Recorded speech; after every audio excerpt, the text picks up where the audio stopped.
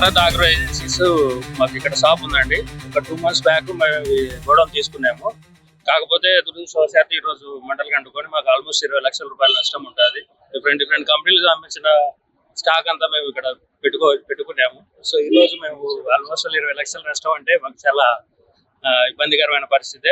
ప్రభుత్వం కానీ agriculture department కానీ మాకు ఏదో విధంగా సాయం చేయాలని, ఇన్సూరెన్స్ తరఫున నుంచి కానీ ఏదో విధంగా సాయం చేయాలని ప్రభుత్వాన్ని మేము డిపార్ట్మెంట్ సైడ్ నుంచి కానీ ఏమన్నా మాకు చేస్తే మేము దీని నుంచి కొంచెం త్వరగా రికవరీ కాగలం. ఎందుకంటే అగ్రికల్చర్ వ్యవసాయం రైతులతో సంబంధించినది కాబట్టి మాకు ఇప్పటికే అప్పులు పోయి చాలా ఇబ్బంది పడుతున్నాము.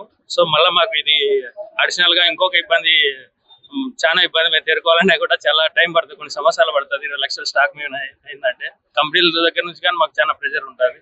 సో ఇది ఆలోచించి మీ తరఫున మేము ప్రభుత్వానికి కానీ ఏవో డిపార్ట్మెంట్ కానీ మేము చేసేదంటే దయచేసి కొంచెం మాకు హెల్ప్ చేయండి ఈ టైంలో అని కోరుకుంటున్నాం. వేలూరు శ్రీనివాసరెడ్డి, రాష్ట్ర పిసిసి డెలిగేట్ వేలూరు శ్రీనివాసరెడ్డి మాట్లాడుతున్నా. ఈరోజు చాలా దురదృష్టకరం.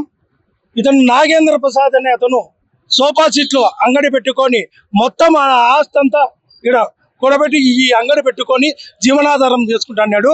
రాత్రి షార్ట్ సర్క్యూట్ వల్ల మొత్తం ఫర్నిచర్తో సహా సోఫా మొత్తం అంతా కాలిపోయింది, బూడిదైపోయింది. ఇతనికి ఆధారం ఈ అంగడే కాబట్టి ఇతని కుటుంబము దీని మీదనే ఆధారపడుతుంది కాబట్టి ఖచ్చితంగా దగ్గర 10 లక్షల నుంచి 12 లక్షల వరకు నష్టం వాటిల్లింది. ప్రభుత్వము దృష్టికి పోయి వీళ్ళు ఆదుకోవాల్సిందిగా మేము కాంగ్రెస్ పార్టీ తరఫున ప్రభుత్వాన్ని విజ్ఞప్తి చేస్తున్నాం. లేకపోతే ఈ కుటుంబము బజారు పాలవుతుంది కాబట్టి ఖచ్చితంగా మానవత్వ దృక్పథంతో ఖచ్చితంగా ఇలా ఆదుకోవాల్సిందిగా మేము ప్రభుత్వాన్ని కోరుచున్నాం. ఈ సోఫా సెట్ చేసుకుంటాను. నాకు జీవనాధారం ఉంది. దాన్ని ఆశ్రయించుకునేది సరుకుతో పెట్టి సోఫా పెట్టేది